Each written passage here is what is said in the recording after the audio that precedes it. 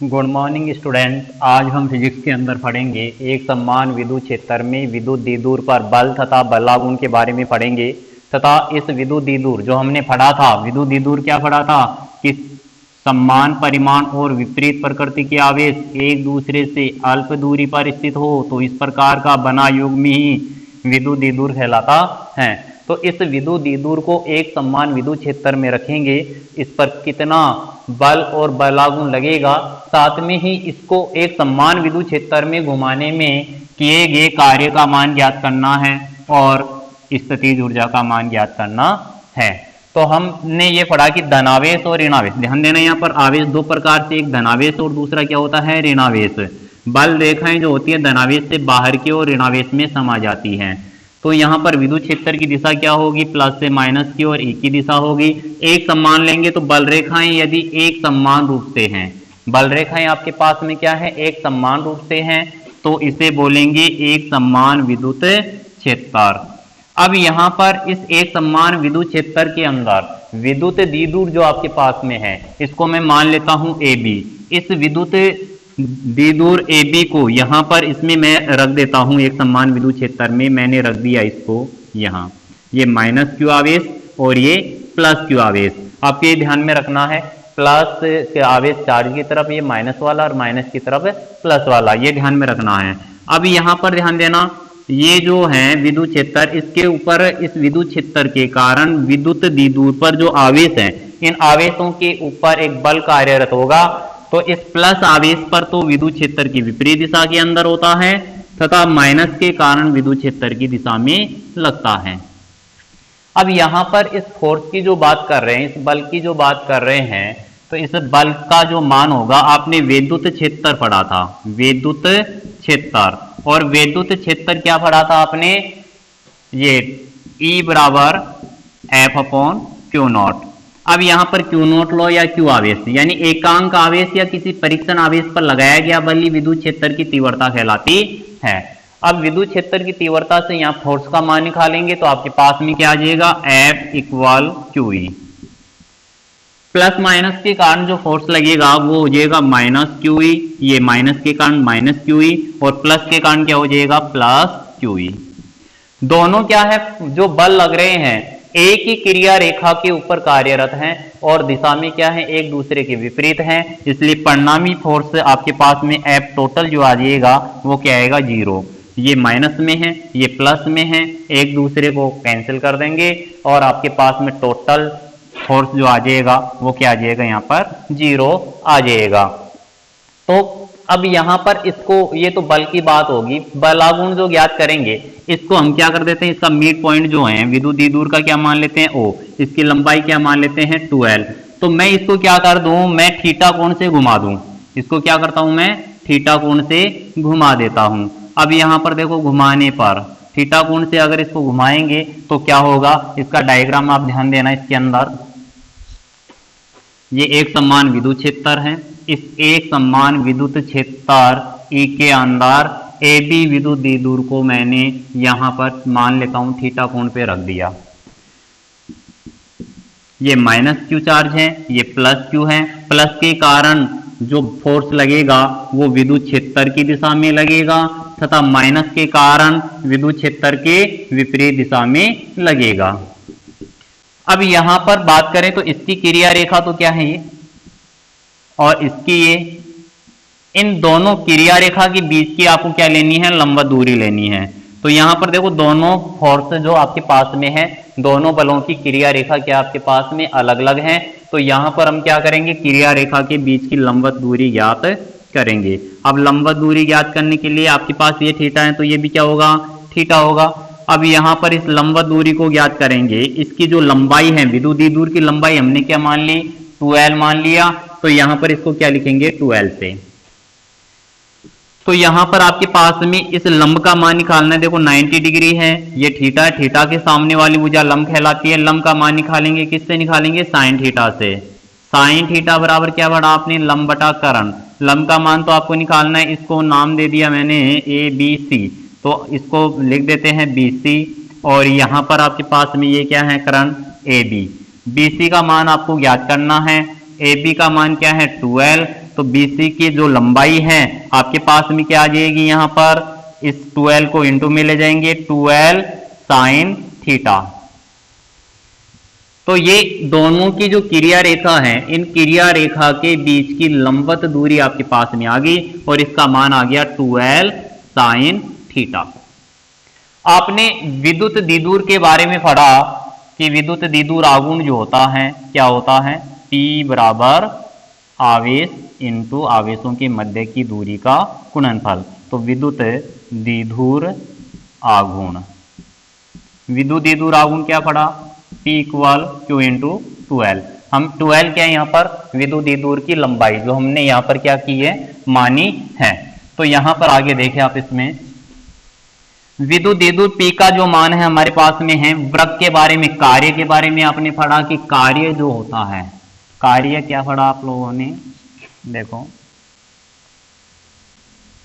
सबसे पहले बलागुण, बलागुण से ही इस कार्य का मान निकालेंगे, कार्य से ही हमारे पास में स्थितिज ऊर्जा का मान आएगा। तो ये बल आघूर्ण, पहले तो आप यहाँ पर देखिए कि इस बल आघूर्ण के अंदर आघूर्ण जो शब्द आ रहा है, आघूर्ण, आघूर्ण का मतलब क्या होता है, घूर्णन गति। क्या होता है, घूर्णन गति। यानी कि इस एक समान विद्युत क्षेत्र में विद्युत द्विध्रुव को घुमा रहे हैं, घूर्णन गति करवा रहे हैं। तो यहाँ पर आप ध्यान दें, आप इसमें इस बल आघूर्ण की परिभाषा क्या हो जाएगी, बल आघूर्ण की परिभाषा। तो इस बल आघूर्ण की परिभाषा देने के लिए आपको बस इतना ध्यान में रखना है, ये जो फोर्स आपके पास में यहाँ लग रहा है, तो किसी एक फोर्स का परिमाण लेना है, किसी एक बल का क्या लेना है, परिमाण लेना है, तथा इन बलों की जो क्रिया रेखा है, इन बलों की क्रिया रेखा ये है, क्रिया रेखा के बीच की लंबवत दूरी काम में लेनी है। तो इसकी परिभाषा आप ध्यान देना, किसी एक बल का परिमाण इंटू बलों के मध्य, बलों की क्रिया रेखा के मध्य की लंबवत दूरी। देखो बल आघूर्ण क्या होता है, किसी एक बल का परिमाण तथा बलों की क्रिया रेखा के मध्य की लंबवत दूरी का गुणनफल क्या होता है, बल आघूर्ण होता है। तो यहां पर किसी एक बल का परिमाण क्या है, F, बल आघूर्ण को किससे दर्शाते हैं, टो से, इंटू बलों के क्रिया जो रेखा है उसके बीच की लंबवत दूरी आपके पास में क्या है, 2L साइन थीटा। तो यहां पर लिखेंगे 2L साइन थीटा। अब यहां पर इस बल का जो मान है हमारे पास में क्या है, QE, केवल परिमाण आपको लेना है, प्लस माइनस आपको दिशा काम में नहीं लेनी है। तो यहां पर क्या लिखेंगे, QE into 2L sine theta. अब यहां पर देखो आपके पास में आ गया Q इंटू 2L आ गया, Q इंटू क्या आ गया, 2L, Q इंटू 2L जो आपके पास में है, ये क्या है यहाँ पर विद्युत द्विध्रुव आघूर्ण। तो यहाँ पर Q इंटू 2L को क्या रखेंगे, P से रखेंगे। तो यहाँ पर P से दर्शा देंगे तो आपके पास में क्या हो जाएगा, P, बाकी शेष क्या रह गया, E, और इसमें शेष रह रहा है साइन थीटा। तो इस बल आघूर्ण का मान आपके पास में आ गया PE साइन थीटा। अब यहाँ पर जो है PE साइन थीटा, ये जो है बल आघूर्ण जो है, इस बल आघूर्ण, इसको यहाँ पर परिभाषित हम कर सकते हैं कि बल आघूर्ण का जो मान जो होता है वो क्या होता है, PE साइन थीटा के गुणनफल के, यानी इन तीनों के गुणनफल के बराबर होता है। या फिर इसको हम इस प्रकार से भी लिख सकते हैं कि tau equal P cross E, सदिश रूप में लिख दिया इसको। आपने सदिशों का सदिश और अदिश गुणनफल पढ़ा था। सदिशों के सदिश गुणनफल में आपने पढ़ा था कि दो सदिश हैं, उनका क्रॉस प्रोडक्ट का जो मान होता है AB साइन थीटा, और डॉट प्रोडक्ट का जो मान होता है, डॉट का अर्थ यहाँ पर क्या है, अदिश, और क्रॉस का अर्थ यहाँ पर सदिश। तो इसका मान होता है AB कोस थीटा। तो यहाँ पर हम इसकी सहायता से यहाँ पर लिख सकते हैं इसको, P साइन थीटा को P vector cross E vector. Theta क्या है यहाँ पर, E और P के मध्य का क्या है, कोण है, P और E के मध्य का कोण है। अब यहाँ पर कुछ स्टेप आपके पास में चलेगी। तो यहाँ पर इस डेरिवेशन ये बोर्ड एग्जाम में 2 नंबर की पूछी जाती है, तो आपको ये ध्यान में रखना है, इसकी परिभाषा 1 नंबर की, और आपको यदि ये डेरिवेशन पूछ ली जाए तो 2 नंबर की। आपको ये ध्यान में रखना है, आपको ये डायग्राम बनाना है, डायग्राम बना के इस फॉर्मूले की सहायता से इसकी वैल्यू निकालनी है। अब यहाँ पर कुछ केस इसमें चलेंगे, तो यहाँ पर हम देखते हैं, यदि इस विद्युत द्विध्रुव को एक समान विद्युत क्षेत्र के अंदर 0 डिग्री कोण पर रख दिया जाता है, अर्थात विद्युत क्षेत्र की दिशा में रख दिया जाता है। केस फर्स्ट, ये एक समान विद्युत क्षेत्र है। इस एक समान विद्युत क्षेत्र के अंदर ए बी विद्युत द्विध्रुव को हमने रख दिया विद्युत क्षेत्र की दिशा के अनुदिश। तो यहाँ पर थीटा का मान क्या हो गया, 0 डिग्री। थीटा का मान 0 डिग्री होने पर इस बल लागुन का मान क्या हो जाएगा आपके पास में, देखो यदि theta equal 0 degree then tau equal p E sine 0। Sine 0 की वैल्यू आपको पता है कि कितनी होती है, 0। तो यहाँ पर 0 पुट करेंगे तो आपके पास में क्या आ जाएगा, टो इक्वल पीई 0, तो आपके पास में क्या आ जाएगा, 0। बल लागुन का मान, जब एक समान विद्युत क्षेत्र के अंदर किसी विद्युत द्विध्रुव को विद्युत क्षेत्र के समांतर रख दिया जाता है, अर्थात 0 डिग्री कोण का मान क्या हो, 0 डिग्री हो, तो बल लागुन का मान क्या होता है, 0 होता है। केस सेकंड, यदि इसे 90 डिग्री पर रख दिया जाता है तो बल लागुन का मान क्या होगा। यदि थीटा इक्वल 90 डिग्री देन तब साइन 90 इक्वल क्या हो जाएगा, 1, तो बल लागुन का मान क्या हो जाएगा, यहाँ पर आपके पास में पीई साइन 90 का मान 1 रखेंगे तो क्या आ जाएगा, तो इक्वल पीई, ये अधिकतम मान होगा हमारे पास में 90 डिग्री पर। अब यहाँ पर तीसरा जो केस है, यदि आपके पास में थीटा इक्वल कितना हो, 180 डिग्री, 180 आपके पास में होगा तो साइन 180 डिग्री की जो वैल्यू जो होती है ये क्या होती है, 0। तो 0 होने पर बल लागुन का मान भी क्या हो जाएगा आपके पास में, 0 हो जाएगा। यानी ई वेक्टर और पी वेक्टर के बीच का कोण क्या हो आपके पास में, 180 डिग्री हो। इस एक समान विद्युत क्षेत्र में प्लस आवेश तो माइनस की तरफ ले आए, माइनस वाला प्लस की तरफ, यानी इसको घुमा दिया जाए पूरा 180 डिग्री, तो बल लागुन का मान क्या हो जाएगा, 0 डिग्री हो जाएगा। अगला जो पॉइंट है इसमें सेकंड, एक समान विद्युत क्षेत्र में विद्युत द्विध्रुव को घुमाने में किया गया कार्य है। तो एक समान विद्युत क्षेत्र में एक ए बी विद्युत द्विध्रुव मानेंगे, उसमें रख देंगे थीटा कोण पर, तो घुमाने में किए गए कार्य का मान क्या होगा। सेकंड पॉइंट इसमें मान लिया ई क्या है, एक समान विद्युत क्षेत्र है, ई क्या है, एक समान विद्युत क्षेत्र है। इसमें एक ए बी विद्युत द्विध्रुव को, ए बी विद्युत द्विध्रुव को थीटा कोण पर रखते हैं। तो इसको मान लेते हैं, पहले थीटा 1 कोण पे रख दिया, थीटा 1 से इसको घुमा रहे हैं, थीटा 1 से इसको घुमा रहे हैं कहाँ तक, थीटा 2 कोण तक। कहाँ तक घुमा दिया इसको, थीटा 2 कोण तक घुमाते हैं। तो घुमाने में किए गए कार्य का मान ज्ञात करना है।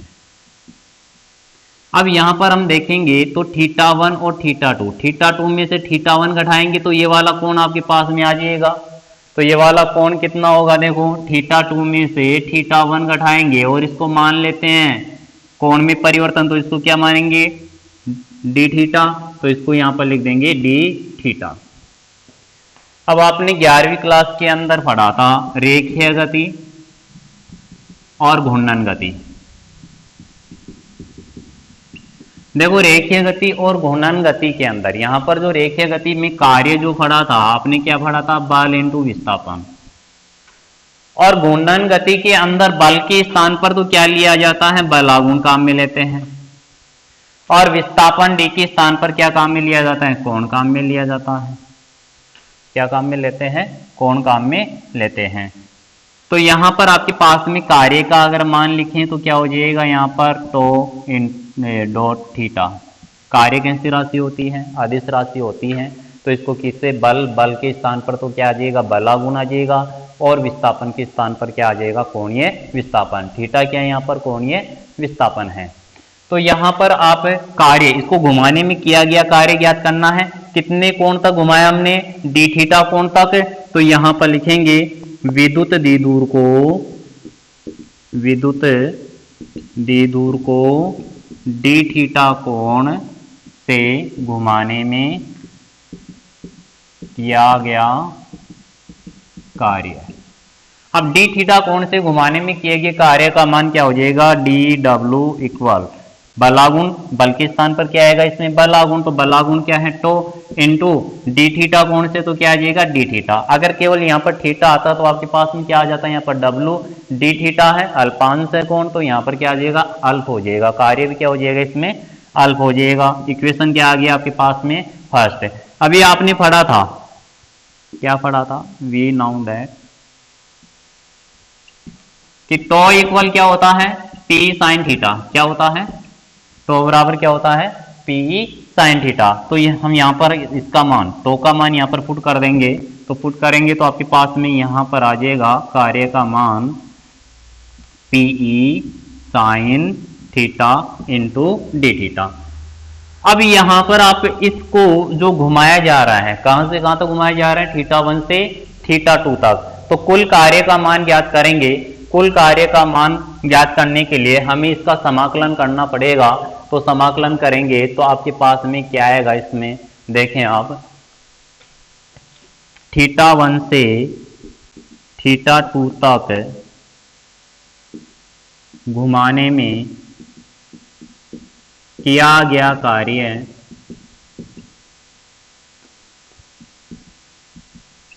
तो थीटा 1 से थीटा 2 तक घुमाने में किया गया कार्य। तो समाकलन हम कहां से कहां तक घुमा रहे हैं, 1 से लेकर कहां तक, 2 तक, और यहां पर क्या लेंगे, डी डब्ल्यू।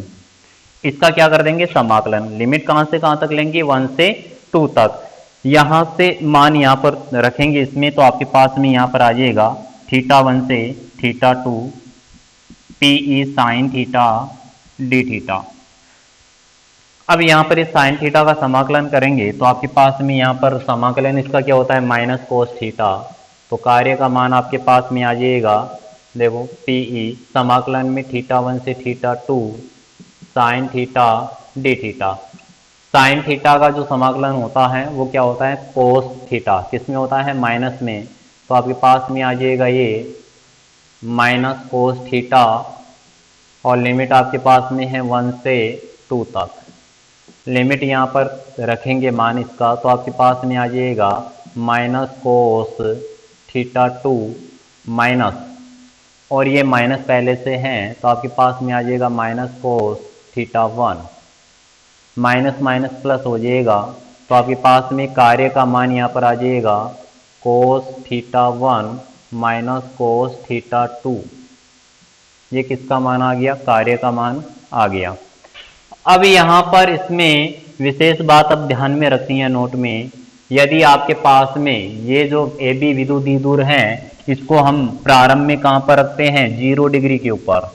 कहाँ रखते हैं, 0 डिग्री। 0 डिग्री से इसको 90 डिग्री तक, 0 से थीटा तक, और 0 से 180 डिग्री तक घुमाने में किए गए कार्य का मान ज्ञात करना है। तो यहाँ पर इसमें फर्स्ट है, यदि आपके पास में थीटा 1 इक्वल क्या हो, 0 डिग्री, तथा थीटा 2 कितना हो आपके पास में, थीटा हो। इसका अर्थ यह है 0 से थीटा तक घुमाने में किया गया कार्य है। तो आपके पास में क्या आ जाएगा, यहाँ पर कार्य का मान पीई साइन ये कोस 0 डिग्री माइनस कोस थीटा। तो यहाँ पर क्या आ जाएगा आपके पास में कार्य का मान, कोस 0 का मान कितना होता है, 1 माइनस, और ये कोस थीटा। अगली स्टेप के अंदर है, यदि आपके पास में क्या हो, थीटा 1 का जो मान है, थीटा 1 का मान तो क्या हो आपके पास में 0 डिग्री, और थीटा 2 का मान कितना हो 90 डिग्री। हम क्या कर रहे हैं, 0 से 90 तक इसे घुमा रहे हैं। तो घुमाने में किया गया कार्य, तो आपके पास में क्या आ जाएगा, यहाँ पर पीई cos 0 माइनस cos 90। तो यहाँ पर इसका जो cos 0 का जो मान होता है, cos 0 का मान कितना होता है 1 और 90 का मान क्या होता है 0। तो आपके पास में क्या आ जाएगा PE। अगला जो है इसमें यदि हम इसको 0 डिग्री से 180 डिग्री तक घुमा रहे हैं, 0 डिग्री से 180 डिग्री तक घुमा रहे हैं, तो घुमाने में किए गए कार्य का मान क्या होगा। तो यहाँ पर यदि आपके पास में θ1 इक्वल कितना हो 0 डिग्री और θ2 कितना हो 180 डिग्री हो, तब आपके पास में यहाँ पर आ जाएगा कार्य का मान PE cos 0 degree minus cos 180 degree. cos 0 की जो वैल्यू होती है वो कितनी होती है 1, और cos 180 डिग्री जो है इसकी जो वैल्यू होती है वो क्या होती है -1। माइनस माइनस क्या हो जाएगा प्लस, और ये आ जाएगा 2PE। यानी कुल मिला के यहाँ पर आपको ध्यान में रखना है, यदि 0 से 90 डिग्री तक घुमा रहे हैं, 0 डिग्री पे रखा है, 0 से 90 तक घुमा रहे हैं, तो आपको कार्य कितना करना पड़ रहा है PE करना पड़ रहा है। और इसको 90 से फिर कितना लेके जा रहे हैं 180। तो जितना 0 से 90 तक ले जाने में और 90 से 180 ले जाने में कार्य दोनों में सम्मान करना पड़ेगा। तो यहाँ पर 0 से अगर 180 की बात करें तो यहाँ पर 0 से 90 का क्या हो जाएगा ये 2 गुना हो जाएगा। अब यहाँ पर इसमें अगला जो पॉइंट हमारा था कि एक समान विद्युत क्षेत्र के अंदर विद्युत द्विध्रुव को घुमाने में स्थितिज ऊर्जा का मान ज्ञात करना है। अब ये वाला टॉपिक यदि एग्जाम में आ जाता है तो आपको यहाँ से स्टार्ट करना है कि माना AB क्या है, एक विद्युत द्विध्रुव है जो एक समान विद्युत क्षेत्र में θ1 कोण पे रखा है, θ1 से θ2 तक घुमाने में किया गया कार्य ज्ञात करना है। हमेशा जो कार्य ज्ञात करेंगे वो ही किस में परिवर्तित होता है, स्थितिज ऊर्जा के रूप में परिवर्तित होता है या संचित होता है। तो यहाँ पर ये डेरिवेशन पूरी सेम आपकी चलेगी, यहाँ से यहाँ तक पूरा जितना इसमें वर्क वाली डेरिवेशन में चला है स्टेप फर्स्ट तक नोट जो पहला दिया हुआ है यहाँ तक करना है। अब इससे आगे हम मान कैसे ज्ञात करेंगे कि स्थितिज ऊर्जा किस प्रकार से ज्ञात की जाएगी वो आप देखें। इसमें देखो आपके पास में यहाँ पर जो है कार्य यहाँ पर cos 0 से थीटा तक घुमाने में किया गया कार्य आपको निकालना है। 0 से थीटा तक कार्य निकालेंगे तो cos 0 की वैल्यू 1 और cos थीटा ये, तो आपके पास में ये कार्य का मान आ गया। किया गया कार्य किस में संचित होता है, स्थितिज ऊर्जा में होता है, अर्थात W बराबर क्या हो जाएगा U। तो आपके पास में क्या आ जाएगा यहाँ पर PE 1 माइनस cos थीटा। अब यहाँ पर इसमें इसके आधार पर अलग अलग स्थितियां आपको ज्ञात करनी है कि मानक स्थिति कब होगी, अधिकतम ऊर्जा कब होगी, न्यूनतम ऊर्जा कब होगी। ये बोर्ड एग्जाम में पूछा जाता है कि एक समान विद्युत क्षेत्र में विद्युत द्विध्रुव को घुमाने में स्थितिज ऊर्जा की मानक स्थिति बताइए या स्थितिज ऊर्जा का अधिकतम मान बताइए, न्यूनतम मान बताइए। तो हम किस प्रकार से ज्ञात करेंगे वो आप देखें इसमें।